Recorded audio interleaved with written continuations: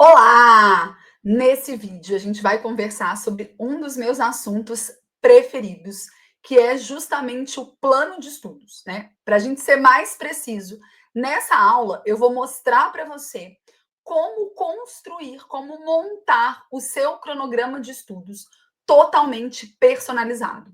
Esse é um passo muito importante para quem quer de fato ser aprovado em um concurso público, né? Eu costumo dizer que é o primeiro passo para diferenciar, né? Aquelas pessoas que vão lá só pagar a inscrição e aqueles que estão indo ali realmente disputar uma vaga.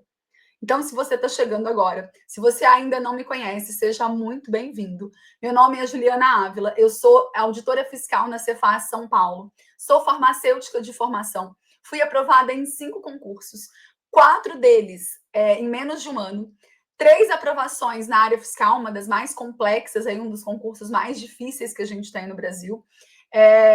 E aí você pode pensar assim, ela deve ser muito inteligente, né?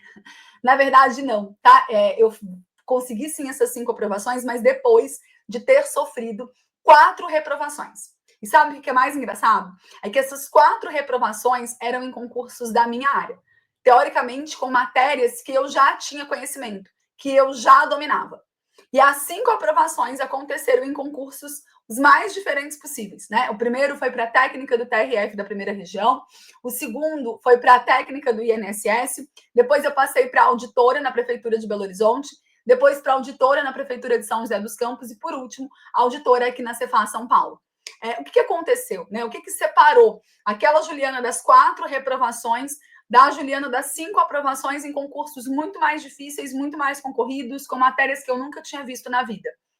Técnica, estratégia, método de estudo realmente comprovado, baseado em estudos da neurociência e não em vozes da minha cabeça, como a gente vê muito por aí. E aqui eu vou trazer para você um pedacinho desse método, que é justamente dentro do pilar do planejamento, que é a parte do cronograma de estudos. Então, já pega papel e caneta para você anotar. Eu vou compartilhar minha tela com você e vai ser uma aula bem mão na massa, tá? Eu preciso que você vá assistindo e já vá fazendo aí o passo a passo para conseguir montar o seu cronograma. Bora lá, então? Deixa eu compartilhar minha tela aqui com você. Vamos lá, ó. Deixa eu só jogar aqui para o outro lado, para ficar mais fácil aqui de eu trabalhar com o mapa de estudos. Vamos lá, com o mapa mental. Então, a gente vai começar falando sobre o plano de estudos, tá? Você pode pensar que o plano de estudos é um sinônimo de cronograma, mas ele não é, né? O que é o plano de estudos? O plano de estudos é o seu GPS. Eu costumo dizer que a preparação para concurso público é uma jornada rumo à aprovação, né? Justamente para que você tenha a dimensão de onde você está entrando, né? Não é um passeio no bosque, tá? É uma jornada que vai ter altos e baixos, que vai ter muitos obstáculos e que no final realmente você vai ter uma grande transformação, que é assinar o seu termo de posse. Então, para que você não se sinta perdido ao longo dessa jornada, com aquela sensação de que eu não sei para onde eu estou indo, parece que eu estou andando em círculos, parece que eu estudo e eu não consigo sentir que essa aprovação está mais perto. Uma das primeiras ferramentas que a gente tem para evitar essa sensação de estar perdido é justamente o plano de estudos. Então, pensa no plano de estudos como sendo o seu GPS ao longo da jornada. O que tem o plano de estudos, né? E aí, vamos lá. Ó, o que a gente precisa ter dentro do plano de estudos?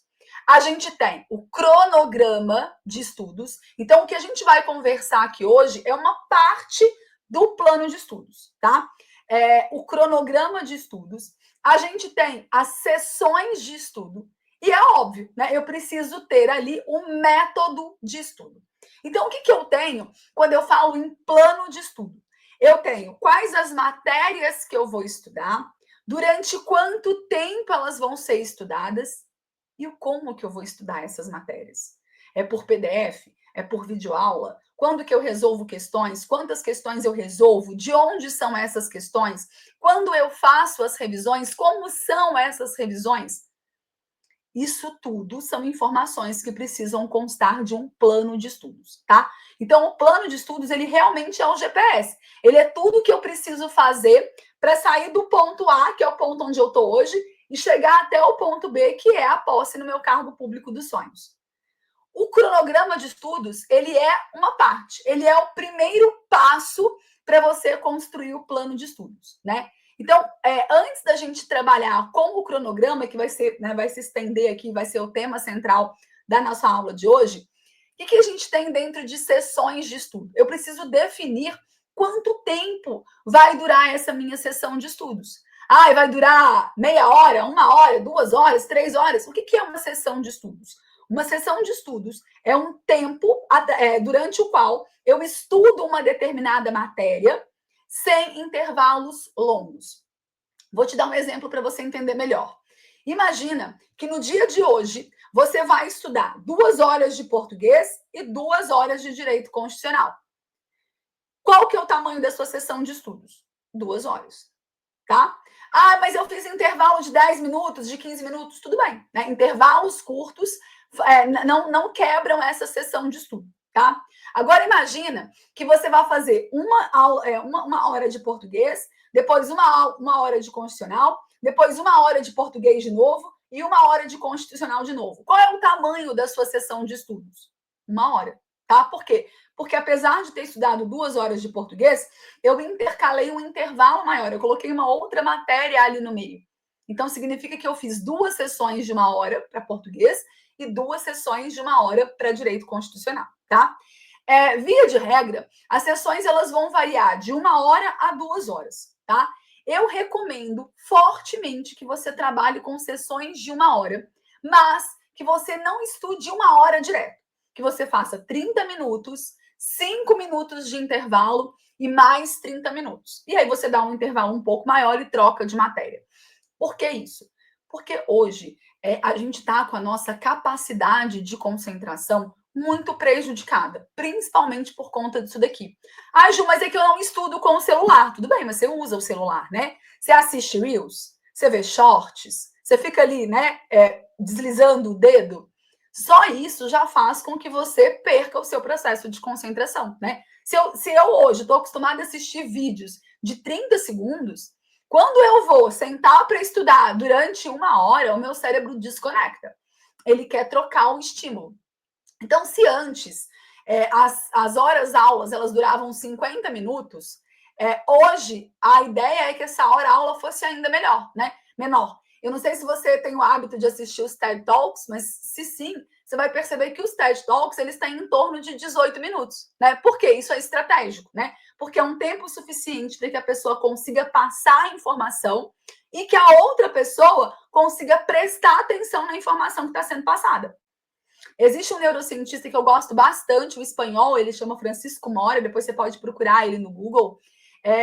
Ele fala o seguinte, que mais vale a gente ter 50 aulas de 10 minutos do que 10 aulas de 50 minutos, porque a gente não consegue mais manter essa concentração por 50 minutos, tá? Então, faça 30 minutos, 5 de intervalo e mais 30 minutos.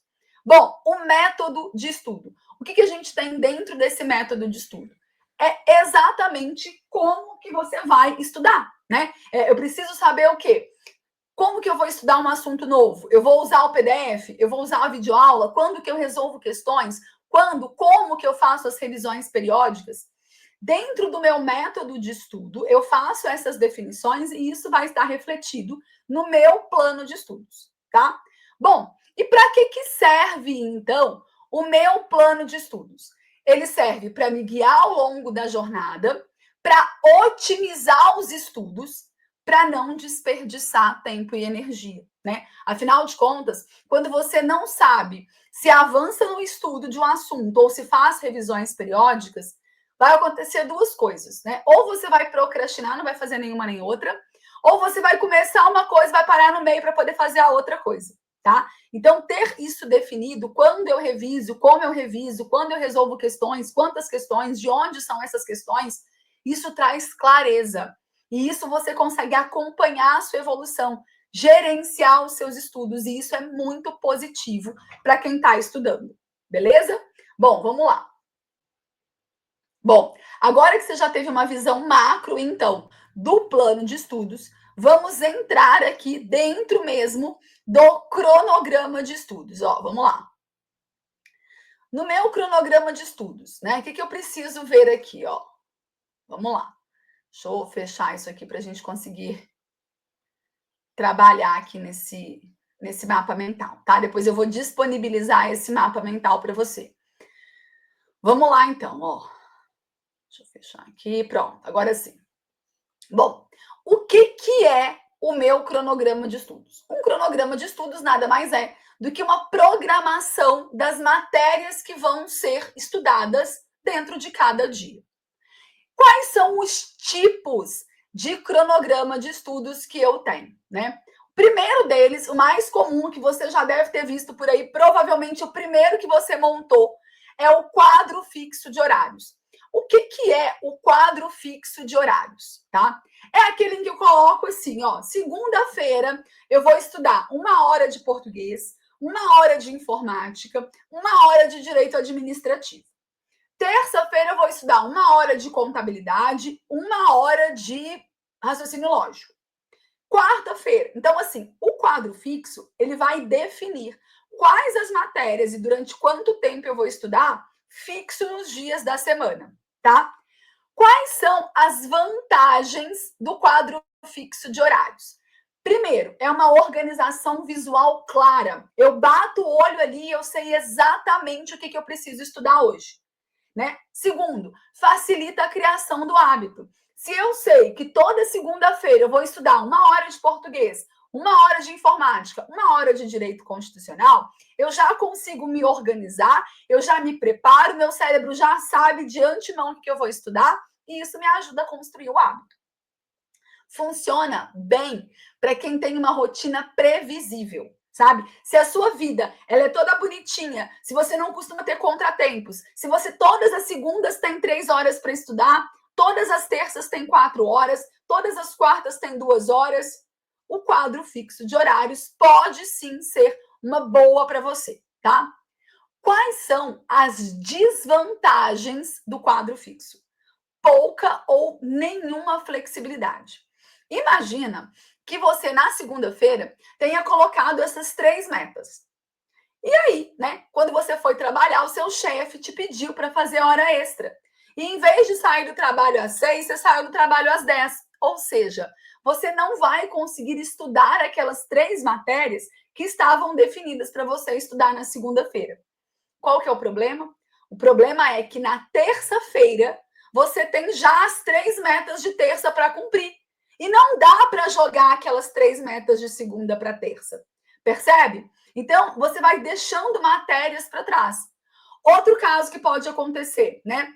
Eu coloquei aqui que toda quinta-feira eu vou estudar 4 horas. Opa, mas essa quinta-feira que passou foi feriado. E eu poderia ter estudado 8 horas. O que eu ia estudar? Qual a matéria que eu ia estudar? Porque no quadro fixo só tem 4 metas, tá? Outra coisa é gerar uma culpa muito grande quando você não consegue cumprir. Por quê? Porque como eu não consegui cumprir na segunda, eu vou ficar sem estudar aquelas matérias. É difícil conseguir redistribuir isso. É difícil conseguir recuperar aquele tempo perdido. Corre o risco de você estudar menos do que poderia.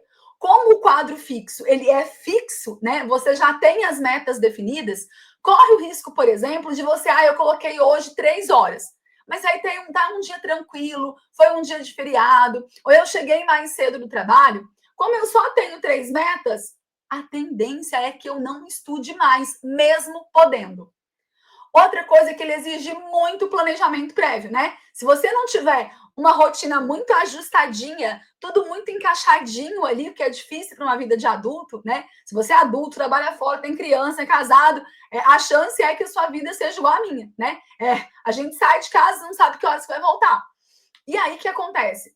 Fica difícil de conseguir seguir o quadro fixo de horários. E quando você tem um cronograma que você não consegue seguir, isso vai gerando o quê? Um auto-reforço negativo, né? Poxa, eu acho que esse negócio de concurso não é para mim. Porque eu monto esse cronograma aqui e dificilmente eu consigo cumprir, né? Outra coisa é o risco de deixar matérias para trás. Eu, por exemplo, eu não gosto muito de inglês, né? É uma matéria que eu tenho um pouco de irque, assim. E quando eu estudava inglês, Toda vez que eu tinha algum compromisso, que eu ia marcar alguma coisa, eu acabava marcando no dia que eu ia estudar inglês, sabe? A gente acaba, o quadro fixo, ele permite que a gente vá deixando matérias para trás. Então, você investe um tempo para distribuir ali os seus tempos de estudo entre as diferentes matérias de uma forma estratégica, de uma forma eficiente, que eu vou te mostrar aqui, né, mais para o final dessa aula.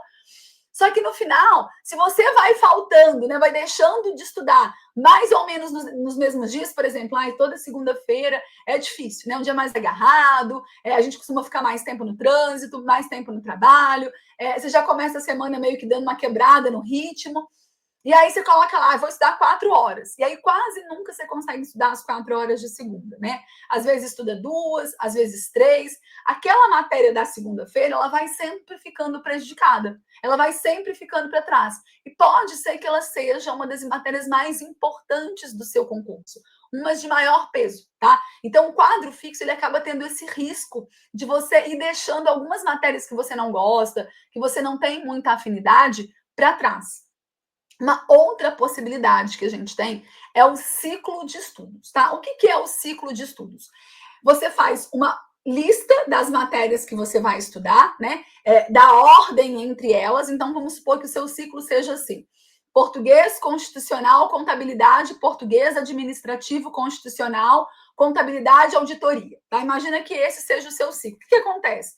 Você vai começar em português, na próxima sessão de estudo você vai estudar constitucional, na próxima informática. Quando você chegar na última aqui embaixo, que é legislação, você volta para português de novo, tá? Isso é um ciclo de estudos, né? Por que é um ciclo? Porque ele está o tempo todo recomeçando. Você começa na primeira matéria, segunda, terceira, quarta, quinta, sexta, começa de novo na primeira, segunda, terceira, quarta, quinta e sexta. Então, não é mais aquela distribuição por dias da semana. Você tem uma ordem nessas matérias, e aí é óbvio, né? Que a frequência que essas matérias aparecem no ciclo, ela muda, tá certo? Para que você consiga otimizar o seu tempo. Então, eu posso, por exemplo, ter um ciclo de estudos, depois eu vou mostrar para vocês um ciclo de uma aluna, para vocês terem uma noção de como que funciona. Pode ter uma matéria que aparece 5 vezes no meu ciclo e pode ter uma outra que vai aparecer uma vez só, tá? Para quê? Para garantir uma distribuição eficiente do tempo de estudo. Só que qual que é a grande vantagem, né, do ciclo de estudos, tá? Tem uma alta flexibilidade. Como eu não tenho definido as metas por dia na semana, eu consigo fazer o seguinte: olha, o meu ciclo é português, informática, constitucional. Hoje eu vou estudar 1 hora, eu vou estudar português. Eu não consegui estudar mais nada hoje, mas amanhã eu quero estudar 3 horas. Eu vou estudar o quê? Informática. E depois, constitucional. E depois eu volto para português de novo, tá? Vou mostrar aqui para você, só um minutinho, para você ver como é que funciona um ciclo. Ó, presta atenção aqui nesse ciclo de estudos, tá vendo? Ó, esse aqui é o ciclo de estudos de uma das minhas alunas, né? Então, o que a gente tem aqui, ó? Vamos supor que ela vai começar a estudar hoje, que hoje ela vai estudar 5 horas. O que ela vai estudar hoje? Bom, ela vai estudar primeiro direito do trabalho, depois administração pública, depois processo do trabalho, depois direito administrativo, depois raciocínio lógico. Aí imagina que amanhã ela vai estudar 3 horas. O que ela vai estudar? Direito das pessoas com deficiência. Depois, código de ética. Depois, direito do trabalho. No outro dia ela vai estudar só 1 hora. O que ela vai estudar? Administração pública. E assim sucessivamente, até ela chegar aqui embaixo, ó, na última meta, na última matéria, ó, gestão de contratos. Ela estudou gestão de contratos hoje, mas ela ainda quer estudar mais 2 horas. O que ela faz? Ela volta aqui em cima de novo e aí ela vai estudar direito do trabalho e administração pública, tá? Por isso que é um ciclo, tá certo? Bom, vamos lá, deixa eu voltar para o mapa mental, então. Percebe como o ciclo de estudos ele é muito mais flexível. Por quê? Porque hoje eu tinha falado que eu ia estudar 3 horas, mas eu quero estudar 6. Posso? Pode. É só pegar as 6 próximas matérias no ciclo. Amanhã eu ia estudar 4 horas, mas eu vou ter uma festa, não vou conseguir estudar. Tudo bem. Fica parado aqui. Quando depois de amanhã você voltar a estudar, você recomeça do ponto que você parou, tá? A gente tem uma otimização do tempo de estudo. Você sempre vai conseguir estudar o máximo que você puder, né? Por quê? Porque não tem essa dúvida de eu coloquei 3 metas aqui, mas hoje eu queria estudar 6. O que eu vou estudar? Eu não sei, então eu não vou estudar nada. Não, né? No ciclo, você sempre está estudando a próxima matéria, né? Não permite deixar matérias para trás. Então, você não consegue fazer aquilo que eu fazia lá com o inglês, né? De sempre marcar os compromissos no dia que tinha inglês no meu cronograma. Por quê? Porque como no ciclo você para sempre na próxima matéria, não importa. Ah, eu parei aqui, fiquei 3 dias sem estudar. Quando eu voltar, eu vou voltar da última matéria que eu estudei, né? É um aliado contra a procrastinação, porque você sabe exatamente o que você vai estudar, tá? E tem um foco no progresso geral. Como você não consegue deixar matérias para trás, você vai avançando no ciclo de acordo com aquela distribuição de tempo que você fez, né? Você pensando ali numa distribuição mais eficiente do tempo, tá? Quais são as desvantagens do ciclo de estudo? Ele é mais complexo para ser montado, né? O quadro fixo é muito mais fácil, escreve ali e pronto, né? O ciclo, ele vai exigir de você um gerenciamento maior, de você marcar ali sempre em que matéria que você parou, né, para continuar da próxima. Tem uma menor previsibilidade, então eu não consigo saber, por exemplo, que matéria que eu vou estudar na sexta-feira. Eu não sei. Né? Por quê? Porque vai depender de quanto eu estudar até sexta-feira. Porque as matérias elas vão se sucedendo ali. O quadro fixo, eu consigo bater o horário. Ah, tá. Sexta-feira eu tenho informática, constitucional e raciocínio lógico. No ciclo de estudos eu não consigo saber isso, tá? E é óbvio que exige um maior autogerenciamento. Se você não anotar em que matéria que você parou, chega amanhã, você não lembra. Aí você não sabe em que posição do ciclo que você está ali, tá? Então precisa escrever esse ciclo e precisa ir marcando ali em que posição que você está, tá? Além do quadro fixo de horários e do ciclo de estudos, a gente tem o sistema híbrido. O que é o sistema híbrido? É um sistema que pega o melhor dos dois mundos, né? Que é um sistema que é flexível como o ciclo de estudos, que não permite que você deixe matérias para trás, mas que, ao mesmo tempo, te dá uma certa previsibilidade. O que seria esse sistema híbrido? É um quadro fixo de horários montado a partir de um ciclo de estudos. Então, eu pego aquele meu ciclo de estudos e eu espraio aquilo ali para montar o quê? Um quadro fixo de horários, né? É o melhor dos dois mundos. É flexível como o ciclo de estudos, ao mesmo tempo que é visual, que é organizado como quadro de estudos, como quadro fixo. É fácil de usar, otimiza seu tempo de estudo e existe uma possibilidade de você incluir ali metas de exercício, metas de revisão. Vou mostrar para você um exemplo de sistema híbrido, que é justamente o sistema que a gente usa dentro da mentoria, tá? Só um minutinho, deixa eu compartilhar a tela aqui com você. Bom, lembra lá do ciclo de estudos que eu te mostrei da minha aluna? Pois é, aquilo ali é o que eu uso para montar o plano dela, mas ela não recebe o plano daquele jeito, tá? Ela recebe aqui, ó, dentro dessa plataforma. Então, aquele ciclo de estudos, na verdade, ele virou esse quadro de horários, tá? Ju, por que tem metas aqui, dias, ó, que não tem nada? Porque foram dias que ela não estudou, ela teve um problema, não conseguiu estudar nesses dias. Se fosse um quadro fixo de horários, o que ia acontecer?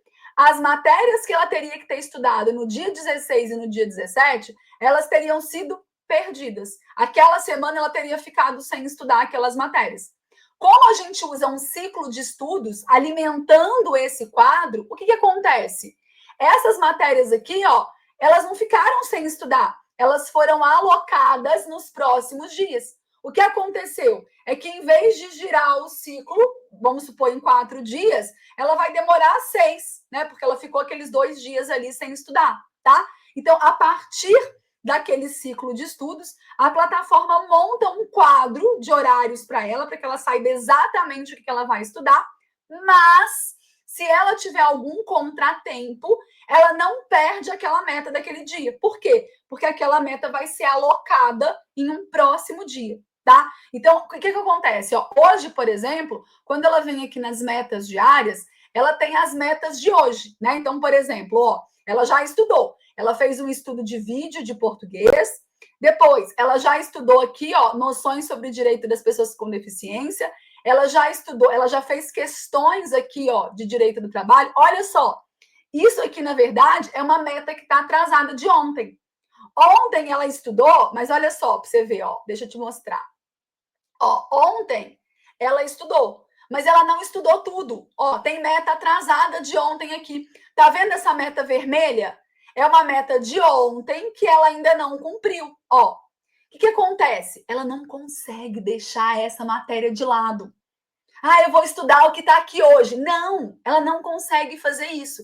Se você for aqui, ó, em metas diárias, você vai ver que essas metas aqui, ó, são metas de ontem, ó. Você está no dia 20, hoje é dia 21. Por quê? Porque ele só vai abrir as metas do dia 21 depois que ela cumprir essas metas que estão atrasadas. Então, ela ainda precisa estudar 1 hora da aula 1 de Direito do Trabalho, ela ainda precisa estudar a aula de código de ética, 1 hora, e ela ainda precisa fazer 30 minutos de exercício de raciocínio lógico.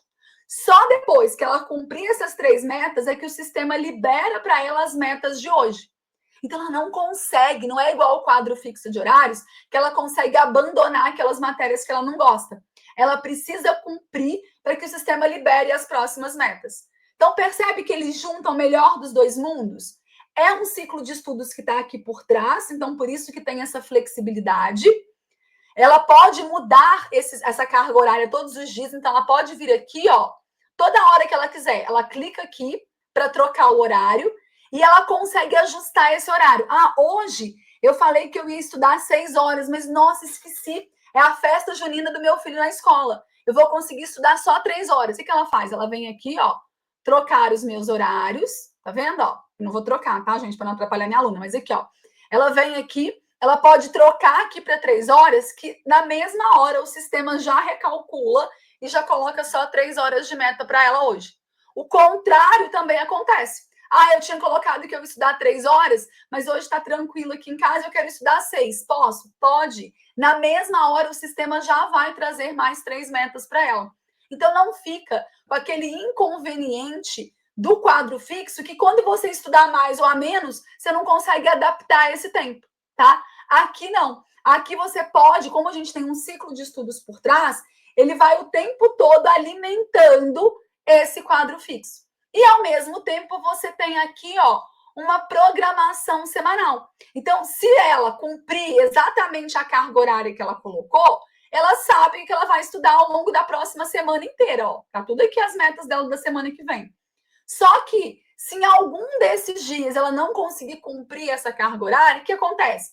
Aí reprograma os próximos dias, tá? Esse, então, é o sistema híbrido. É um sistema que é criado a partir de um ciclo de estudos, mas pega esse ciclo de estudos e monta a partir dele um quadro fixo de horários para ficar mais visual, para ficar mais fácil de gerenciar, de controlar. Não precisa ficar marcando ali aonde que o aluno parou, tá bom? Vamos lá voltar para o nosso mapa mental, então. Bom, vamos lá. Então, a gente já conheceu, né, os 3 tipos de cronograma: quadro fixo, ciclo de estudos e sistema híbrido. A gente vai agora falar sobre os principais erros e, por último, como fazer, como montar esse cronograma de estudos, tá? Quais são os principais erros que a gente tem relacionados com o cronograma? O primeiro deles é óbvio, é não ter um cronograma, tá? Qualquer coisa é melhor do que não ter um cronograma. Você ficar o tempo todo decidindo que matéria que você vai estudar é uma baita perda de tempo e de energia, né? E é assim, ó, um passo para procrastinar. Porque toda vez que o meu cérebro ele fica em dúvida do que fazer, ele trava, né? Ah, eu não sei se eu estudo português ou constitucional. Não vamos estudar nada e vamos assistir um episódio do Netflix. É ou não é? Tá? Agora, não ter esse cronograma, ele te faz perder tempo. Ele impede que você otimize o seu tempo de estudo, tá certo? Ele te faz procrastinar. Ele não deixa você criar um hábito de estudar. Então, não ter o cronograma é o pior erro que você pode cometer, né? Se você tá nessa, pelo amor de Deus, né? Vamos evoluir aí, tá? Outra coisa, estudar uma única matéria por dia. Eu já vi vários mentores sugerindo que você estude uma única matéria por dia. Gente, isso é totalmente contra tudo que a neurociência já descobriu até hoje de processo de aprendizagem, tá? Isso vai contra tudo que já existe de estudo científico publicado sobre aprendizagem eficiente. Primeiro, o nosso cérebro, ele odeia monotonia. Quando você pensa em estudar 4 horas de uma matéria, ele já dá uma bugada. Ele já quer sair correndo daquele negócio, né? Se você tem o hábito de estudar uma matéria por dia, você vai perceber que a primeira hora rende um tanto. As outras horas, esse rendimento, esse processo de aprendizagem, ele vai só diminuindo, tá? Exponencialmente. Segunda coisa é que o quê? O nosso cérebro, ele aprende por repetição. Se você fica ali o dia inteiro estudando uma matéria, mas depois demora 5 dias, uma semana para voltar nessa matéria de novo, quando você volta para dar continuidade aos estudos, você já perdeu muito daquelas informações. É importante que você tenha um contato frequente com as matérias, com os assuntos que estão sendo estudados, para que o seu cérebro entenda que aquilo é importante, para que ele consiga manter aquelas conexões fortes e aquela memória ali disponível para quando você for fazer questões, para quando você for fazer uma prova, tá? Então, é péssimo isso de estudar uma única matéria por dia. Sem contar que quando a gente estuda várias matérias, a gente já está se preparando para aquilo que vai acontecer na prova. Porque como que é a prova? Na prova, você vai fazer 10 questões de português, 5 de raciocínio lógico, 5 de direito constitucional, 10 de direito administrativo. Ou seja, o seu cérebro ele precisa estar acostumado a saltar de um conteúdo para o outro. Na prova do MPU, a FGV deu uma inovada, né? Quem fez a prova do MPU percebeu que ela teve um grau de dificuldade a mais. Por quê? Porque a FGV não separou as matérias. Tipo, agora vem direito constitucional, aí vem 5 questões de direito constitucional. Agora vem administrativo, aí vem 10. Não. Veio uma questão de constitucional, uma de administrativo, uma de civil, aí volta para uma de constitucional, né? Aí você está pensando de um jeito aqui, você precisa pular e pensar de outro jeito. Então, estudar uma única matéria por dia não te facilita em nada, né? Isso daqui é uma pessoa preguiçosa que não quer aprender a montar um cronograma de estudos e que fala, português eu vou estudar na segunda, constitucional na terça, informática na quarta. Não faça isso, tá? Outra coisa, seguir um cronograma genérico, né? Do tipo trilha estratégica, por exemplo. Qual que é o grande problema desses cronogramas prontos? É que eles só consideram o ponto de chegada. Você lembra que eu falei para você que o plano de estudos, e aí o cronograma ele está inserido, ele é uma parte desse plano de estudos importante, que o plano de estudos ele é o seu GPS, né? Quando você pega o GPS, por exemplo, do seu celular, e aí você coloca, eu quero chegar no Rio de Janeiro, né? O que o GPS faz? Ele define aonde você está e ele traça uma rota de onde você está até aonde você quer chegar. É ou não é? Para traçar essa rota, ele precisa do ponto de partida e do ponto de chegada. Então, imagina, por exemplo, que eu que estou aqui em Araçatuba queira chegar no Rio de Janeiro. Você que está aí na sua cidade, que eu não sei de onde é, também quer chegar no Rio de Janeiro, né? E vamos pensar uma terceira pessoa que está em Salvador e também quer chegar no Rio de Janeiro. Nós três queremos chegar no mesmo ponto de destino, que é o Rio de Janeiro. Mas a gente está partindo de lugares diferentes. A gente pode pegar a mesma estrada? A gente vai fazer o mesmo caminho para chegar no Rio de Janeiro? Não. Então você também não pode usar o mesmo cronograma do coleguinha, mesmo que você esteja estudando para o mesmo concurso que ele. Por quê? Porque mesmo que o ponto de chegada seja o mesmo, o ponto de partida ele é diferente. Vocês não vão estudar a mesma carga horária na semana. Talvez vocês não estejam usando o mesmo material. Com toda certeza do mundo, vocês não têm o mesmo grau de afinidade e dificuldade com as matérias. Uma pessoa que tem mais dificuldade com o português vai precisar estudar português mais vezes do que aquela outra pessoa que teve uma baita base de português e que vai conseguir estudar português só resolvendo questões. Essas pessoas elas não podem ter o mesmo cronograma de estudos. Se uma pessoa vai estudar português só por questões e a outra vai precisar assistir videoaula e fazer um curso extensivo, é óbvio que essa segunda pessoa precisa de mais metas de português dentro da semana. Concorda comigo? Além disso, a frequência que essas pessoas vão revisar também vai ser diferente. Então, não pode seguir um cronograma genérico. Eu costumo dizer que a trilha estratégica é uma trilha para o meio do buraco na floresta, né? Para você ficar mais perdido que segue em tiroteio, tá bom? Outra coisa, estudar todas as matérias do edital ao mesmo tempo. Ah, eu estou estudando para a área fiscal, Ju, meu edital tem 20 matérias. Aí você taca lá 20 matérias. O que acontece? Você começa a dar passos de formiga em cada uma.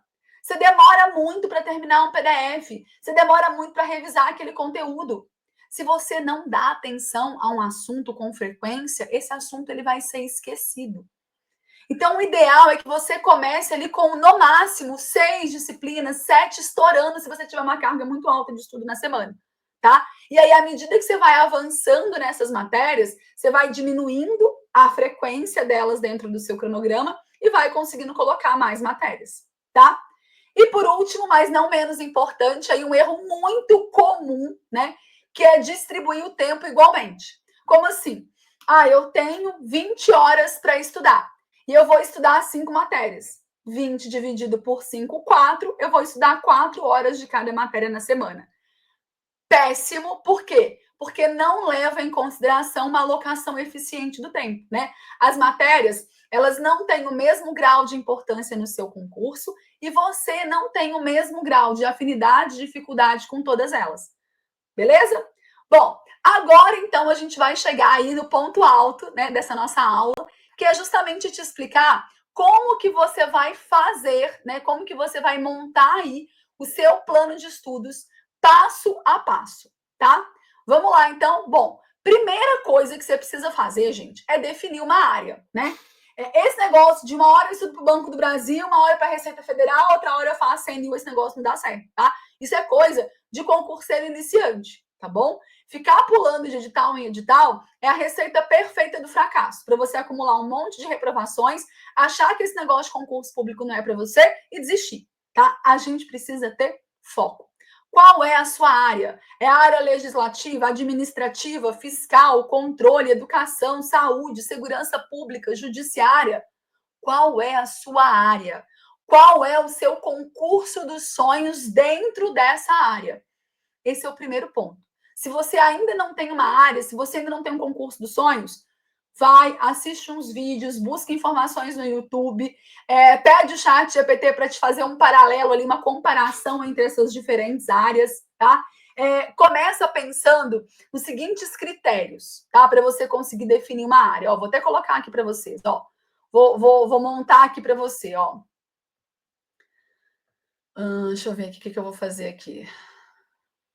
Queria colocar aqui. Deixa eu ver. Ó.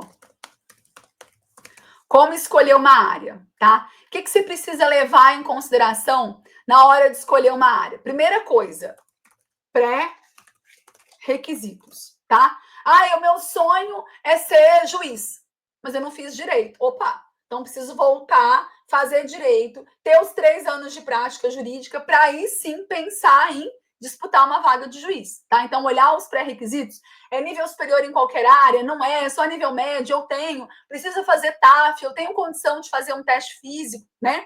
Tá bom? Então, pré-requisito é importante. Depois, você vai olhar as funções exercidas. Por quê? Gente, preciso falar para você uma coisa que muita gente não para pensar. O que é o concurso público? O concurso público, ele nada mais é do que um processo de seleção. O que é isso? Você vai, se você passar, você ganha o direito de trabalhar, de exercer aquele cargo para ganhar o seu salário. Percebe? Então, imagina só uma pessoa que é super introspectiva, que não gosta de lidar com o público, e aí essa pessoa está estudando para técnico do INSS. Opa! Opa! Qual que é uma das funções típicas do cargo de técnico do INSS?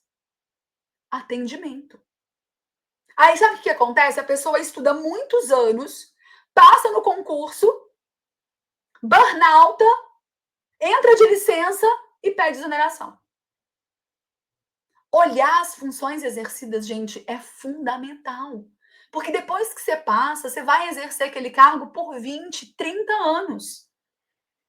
Não deixem de fazer isso. Ah, deixa eu ver se esse concurso paga bem. Ai, deixa eu ver se tem muitas vagas. Deixa eu ver se não cobra matemática. Peraí. Isso é um próximo passo. Primeira coisa é, o que eu vou ter que fazer aqui? Qual vai ser o meu trabalho dentro desse órgão? Eu me vejo exercendo esse trabalho por 20, 30 anos durante 8 horas diárias? Se sim, ok. Se não, repense, tá? Outra coisa que é importante aqui, ó, remuneração.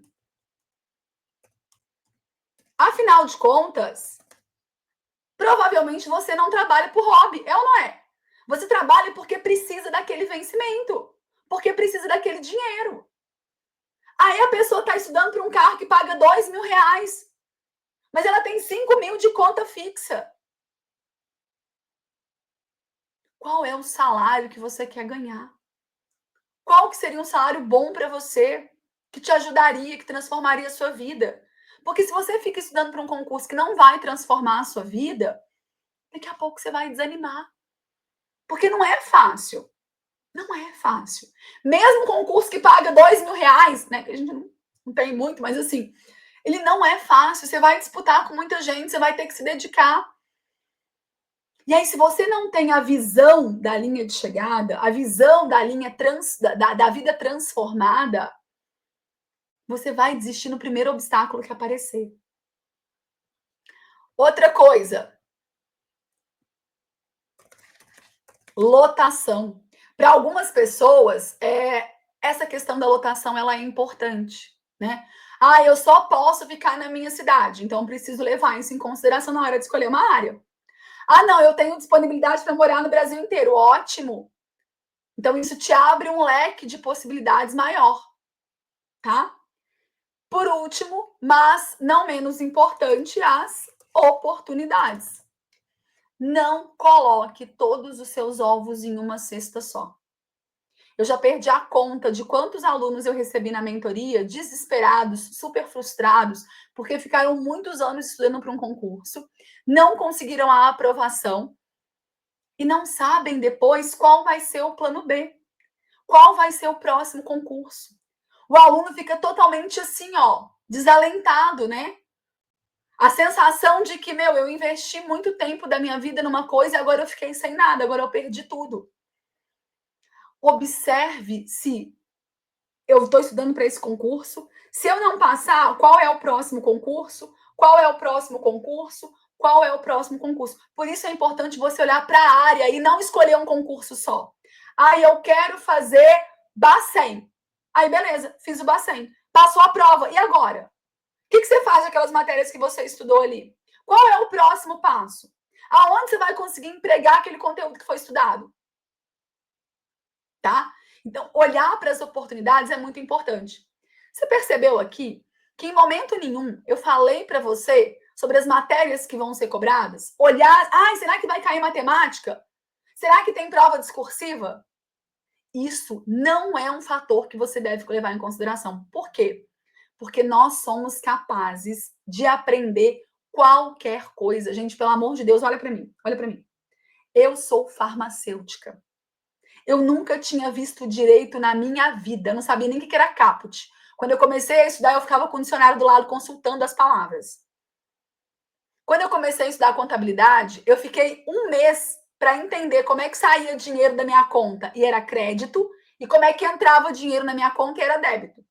Eu passei por 4 professores de contabilidade. Eu perdi a conta de quantas vezes eu chorei estudando aquele negócio porque não entrava na minha cabeça.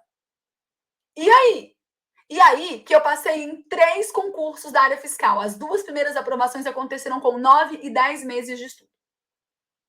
Se eu conseguir, você também consegue. Você não nasceu sabendo nada. Você não sabia nem andar. Você não aprendeu?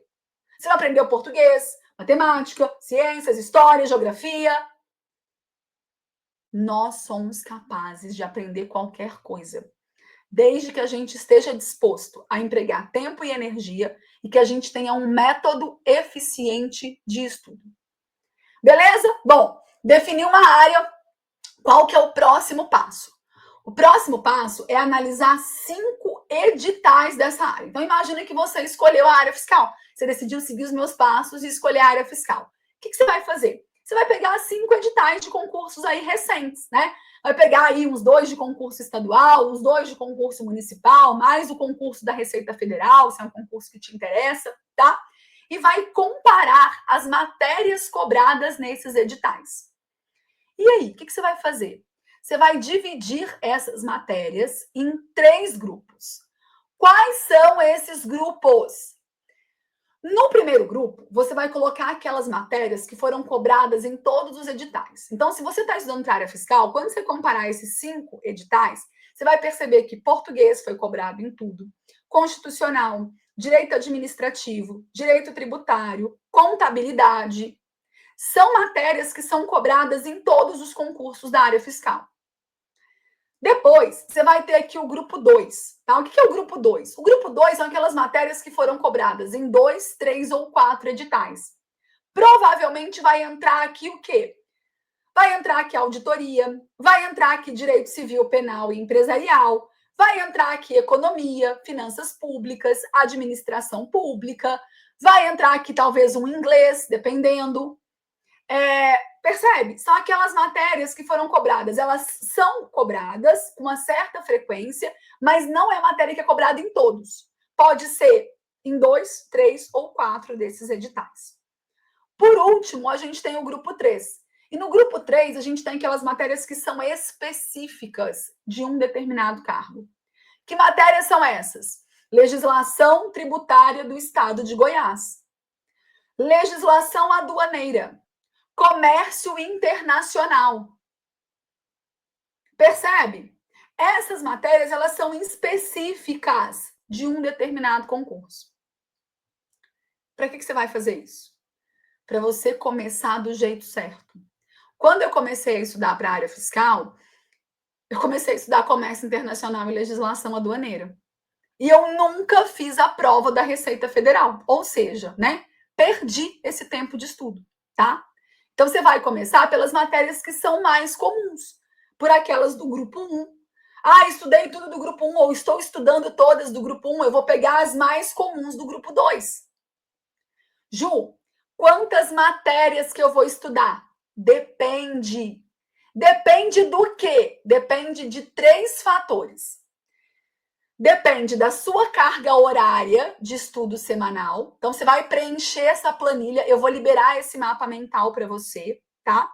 E aqui, ó, tem o link que na hora que você clicar, vai abrir uma planilha de rotina semanal. O que você vai fazer? Você vai salvar uma cópia dessa planilha. É importante que você salve uma cópia, tá? Então, você vai clicar aqui, vai abrir um arquivo no Google Drive. Você não vai poder editar esse arquivo. O que você vai fazer? Você vai salvar uma cópia do arquivo para você, tá bom? E aí você baixa essa planilha e preenche essa planilha. Para você saber qual é a sua carga horária de estudos dentro de uma semana. Quantas horas eu consigo estudar ao longo de uma semana, tá? Depois disso, você vai avaliar o seu grau de afinidade ou dificuldade com as matérias. Como? Ah, eu acho que eu sou muito boa em português. Não, filho. Não tem eu acho. Aqui é tudo preto no branco. O que você vai fazer? Você vai pegar uma prova anterior de um concurso da área fiscal e você vai resolver essa prova. Porque com base nisso é que você vai saber se você tem mais afinidade com português ou menos, mais afinidade com matemática ou menos, mais, entendeu? Então, você vai fazer uma prova anterior de um desses concursos que você pegou o edital. E aí, com base no resultado dessa prova, você vai identificar o seu grau de afinidade, né? Eu gosto de colocar em grau 1, grau 2 e grau 3. O que é isso? Grau 1 são aquelas matérias que, putz, eu sei tudo dessas matérias. Eu arraso nelas, eu sou muito boa. 2 é aquela que eu já estudei, mas que ainda precisa estudar mais. Eu não posso ir só por questões. Tem alguns assuntos que eu domino, tem outros que eu tenho mais dificuldade. E grau 3? Grau 3 é aquilo que eu nunca vi na vida. É eu quando comecei a estudar contabilidade, tá? Não sei nem para onde está ventando, não consigo entender nem os conceitos introdutórios da matéria. Aí é grau 3. Por quê? Porque quanto maior é o grau, né, de dificuldade na matéria, quanto mais dificuldade eu tenho, quanto menos conhecimento eu tenho nessa matéria, mais vezes eu vou precisar estudar ela dentro da minha semana. E por último, mas não menos importante, a sua fase de preparação. O que é isso? Eu estou no pré-edital ou eu estou no pós-edital. Por quê? Porque no pré-edital eu vou fazer aquele cronograma pensando no todo, pegando as matérias mais comuns da minha área. E no pós? No pós eu vou ter que colocar mais matérias e eu vou começar por aquelas de maior peso no meu edital, tá? Aquelas que têm melhor custo-benefício. Beleza? Bom, depois disso, o que a gente vai fazer então? Escolher as matérias que vão ser estudadas. Primeiro eu começo pelas matérias do grupo 1. Dentro dessas matérias do grupo 1, eu preciso levar em consideração o peso. Quanto maior o peso da matéria, mais rápido eu coloco ela no meu cronograma. Se ela é um pré-requisito, por exemplo, se eu estou estudando para a área fiscal, eu preciso logo começar com o quê? Contabilidade e direito tributário. Por quê? Porque eu preciso de contabilidade geral para depois conseguir estudar contabilidade avançada e de custos. Eu preciso de direito tributário para depois conseguir estudar legislação tributária. Eu posso, logo de cara, meter uma auditoria aqui? Não posso. Porque se eu nunca vi contabilidade, a auditoria vai ficar grego para mim. Eu não posso colocar aqui, por exemplo, uma legislação tributária. Percebe? Então, olhar essa questão do pré-requisito, se a matéria tem pré-requisito ou se ela é pré-requisito para que eu estude uma outra. E olhar o peso dela, né? Dentro do grupo 1, eu tenho matérias que têm um peso mais alto e matérias que têm um peso mais baixo. Eu vou começar por aquelas que têm um peso mais alto, tá? Depois das do grupo 1, eu pego as do grupo 2 e depois as do grupo 3. Isso aqui, considerando que eu estou num pré-edital. No pós-edital, eu preciso mudar um pouco isso, né? Eu vou precisar escolher as matérias que vão ser estudadas com base naquele edital específico e não mais com base em uma área, tá? Depois, eu vou definir a frequência de estudo, tá? Eu vou ver, direito tributário eu vou estudar 4 vezes na semana. Direito constitucional, 3. Português eu sou muito boa. Português eu vou só revisar por questões, então vou colocar uma vez só. Então, definir a frequência de estudo para depois montar o ciclo, tá? Essa frequência de estudos, ela vai ser com base em quê? Com base no peso da disciplina. Quanto maior o peso, mais horas eu deixo para estudar essa matéria. No grau de afinidade ou dificuldade, quanto maior o meu grau de dificuldade na matéria, mais metas eu deixo para ela. E do volume de conteúdo. Eu tenho matérias, por exemplo, contabilidade de custos, tá? Contabilidade de custos é uma matéria que tem um peso legal dentro da área fiscal, mas é uma matéria curtinha, enxutinha, matéria de 6, 8 PDFs ali. Em compensação, quando eu pego, por exemplo, contabilidade geral e avançada, às vezes dá 30 PDFs. Então é óbvio que eu preciso deixar muito mais tempo, né? Eu vou ter que ter muito mais metas na semana de contabilidade geral e avançada do que de contabilidade de custos, tá? Então, esses são os 3 requisitos que você vai levar em consideração para definir a frequência. Então, primeiro, definir as matérias. Primeiro, definir quantas matérias. Depois, quais as matérias. Depois, a frequência dessas matérias dentro do ciclo de estudo, dentro de uma semana. Por último, o que eu faço? Por último, eu monto esse ciclo de estudos. Vou voltar lá no ciclo da minha aluna, que agora você vai conseguir visualizar isso tudo que eu falei para você, tá? Vamos lá para a gente analisar o ciclo dela. Espera aí um pouquinho. Vamos lá então para você conseguir entender. Esse daqui é o ciclo da minha aluna, tá? O ideal é que você rode o ciclo pelo menos uma vez na semana. O que significa isso? Se você vai estudar 20 horas na semana, o seu ciclo ele pode ter, no máximo, 20 linhas, tá? Pode ter menos? Pode. O que vai acontecer? Se você faz um ciclo, por exemplo, com 5 linhas, ele vai rodar 4 vezes dentro de uma semana, tá? O que não pode é você construir um ciclo de 40 linhas, porque ele demora muito para girar, tá? Então, no máximo, ele vai ter o número de linhas da sua carga horária, tá? Então, essa minha aluna aqui, por exemplo, você vai perceber que, olha só, direito do trabalho, administração pública, processo do trabalho. Aí vem administrativo, raciocínio lógico, direito das pessoas com deficiência e código de ética. Aí vem de novo, direito do trabalho, administração pública, processo do trabalho. Só que agora vem o quê? Não vem mais o direito administrativo. vem o direito constitucional, vem informática, e aí depois vem o direito administrativo, aqui, ó. Aí vem português. E aí a gente volta direito, ó. Direito processual do trabalho, direito do trabalho, processo de administração pública, processo do trabalho. E aí vem noções das pessoas com deficiência. Se você analisar esse ciclo, você vai perceber que essa minha aluna, ela está estudando mais o quê? Direito do trabalho, administração pública e processo do trabalho. Por quê? Porque são matérias que têm um maior peso, porque são matérias em que ela está mais atrasada, porque são matérias que ela tem mais dificuldade. Isso precisa estar refletido no seu ciclo de estudos, para que você consiga ter o quê? Uma alocação de tempo mais eficiente, tá? Então, definiu ali quais são as matérias, definiu quantas metas eu vou ter dessa matéria na semana, você vai agora mesclar e montar isso aqui, tá? Eu gosto, de preferência, nem sempre dá para fazer isso, tá? Mas, se possível, eu gosto de colocar, por exemplo, uma matéria de direito com uma matéria que não é de direito. Né? Em vez de colocar, por exemplo, direito do trabalho, processo de trabalho, direito constitucional, direito administrativo, eu gosto de mesclar, tá? Porque quanto mais você mescla isso, diferentes estímulos, mais o seu cérebro fica descansado, mais ele fica atento ali, sabe? Se eu coloco, por exemplo, direito constitucional, direito administrativo, direito do trabalho, processo de trabalho, direito civil, processo civil, o que acontece? Ele dá uma saturada, né? As matérias, elas são muito parecidas entre si. Quando você alterna, eu estudo português, aí eu estudo direito do trabalho, aí eu estudo raciocínio lógico, aí eu vou para administração, aí eu vou para direito do trabalho, aí eu vou para informática, sabe? Quando você vai mesclando diferentes estímulos, a tendência é que esse estudo ele renda mais, ele seja mais prazeroso, o cérebro consiga focar por mais tempo, tá? Mas aí você vai distribuir esses tempos aqui, ó. E você vai perceber que aquelas matérias que você definiu que vai ter uma carga horária maior, elas vão aparecer mais vezes para você durante a semana, tá? Deixa eu parar de compartilhar aqui agora. Só um minutinho. Vamos lá. Bom, eu espero que você tenha gostado. Assiste essa aula, vai pausando, consulta o mapa mental e vai montando o seu cronograma de estudos. Isso é muito importante para que você consiga, de fato, otimizar os seus estudos, ter uma alocação mais eficiente de tempo, sentir que você realmente está avançando e colher esses resultados na hora da sua prova. Tudo bem?